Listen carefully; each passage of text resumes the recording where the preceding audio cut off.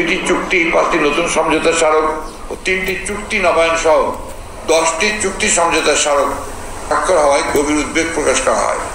সভা মনে করে তিস্তা সহ অভিন্ন নদীগুলির পানি বন্টনের কোনো চুক্তি না করা, সীমান্তে বিএসএফ কর্তৃক বাংলাদেশি নাগরিকদের হত্যা বন্ধ না করা, একতরফাভাবে ভারতকে সকল প্রকার সুবিধা প্রদান করে বাংলাদেশের স্বার্থ ব্যাপকভাবে ক্ষুণ্ণ করা হয়েছে।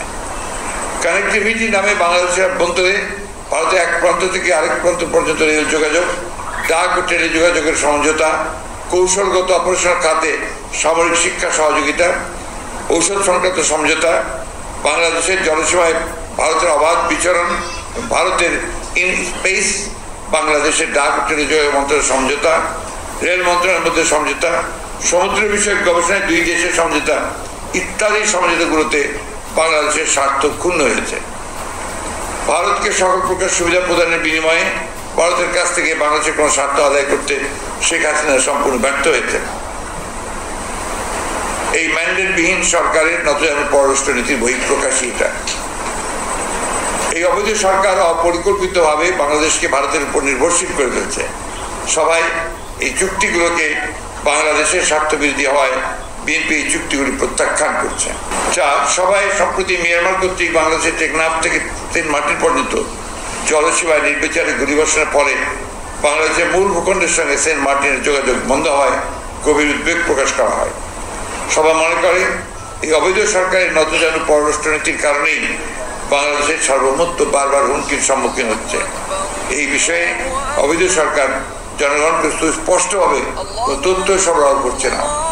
সভা অনতিবিলম্বে মিয়ানমার কর্তৃক বাংলাদেশের সীমান্ত গুলিবর্ষণ বিষয়ে জনগণের নিকট সঠিক ব্যাখ্যা প্রদানের জন্য, সুষ্ঠু ব্যাখ্যা প্রদানের জন্য সরকার, আমি দুঃখিত, সুস্পষ্ট ব্যাখ্যা প্রদানের জন্য সরকারের নিকট আহ্বান জানায়। 5 সভায় বৃহত্তর সিলেট বিভাগের বন্যা পরিস্থিতি নিয়ে আলোচনা হয়।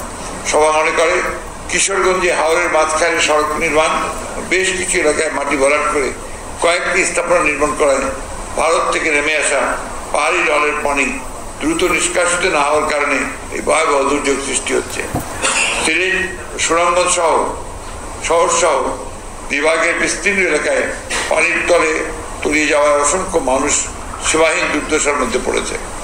দুর্গত এলাকায় সরকারের কোন ত্রাণ তৎপরতা দেখা যায়নি। অবিলম্বে ক্ষতিগ্রস্ত ব্যক্তিদের ক্ষতিপূরণের জন্য সভায় দাবি জানানো হয়। বিএনপির একটি ত্রাণ টিম অতি দ্রুত সিলেট সফর করে প্রয়োজনীয় ব্যবস্থা গ্রহণ করবে। সভায় গত 1 মাসে ঔষধের মূল্য শতকরা 10 থেকে 40% বৃদ্ধি পাওয়া, সেই সঙ্গে নিত্য প্রয়োজনীয় দ্রব্যের অস্বাভাবিক মূল্য বৃদ্ধি গভীর উদ্বেগ প্রকাশ করা হয়। সবাই এই মূল্য বৃদ্ধিতে সাধারণ জনগণের এই দুর্ভোগের জন্য সরকারের দুর্নীতি ও ভ্রান্ত নীতিকে দায়ী করে। অবিলম্বে ঔষধ সহ নিত্য প্রয়োজনীয় দ্রব্যের মূল্য হ্রাসে জোর দাবি জানানো হয়।